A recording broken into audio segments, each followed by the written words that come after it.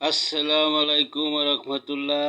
জনতার খবর চ্যানেল হতে কিছু কথা বলার জন্য একটি ভিডিও বানাতে বসলাম। বিষয়টা হলো 11 দলীয় জোটের রাজনীতি নিয়ে এবং 11 দলীয় জোটের মুখপাত্র আমাদের পিনাকিদা অনেক জ্ঞানীর অধিকারী এবং একজন বুদ্ধিজীবী।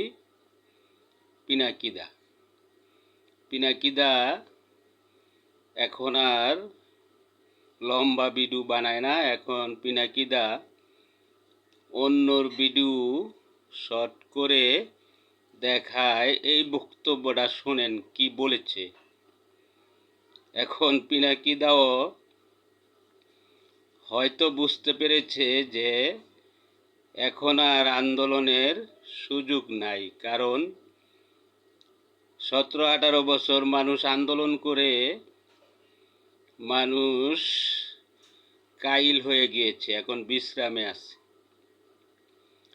তাই 11 দলীয় জোটও বলে রাজপথে নামবো, কিন্তু রাজপথে নামে না, কারণ জনগণ তো তাদের সাথে নাই।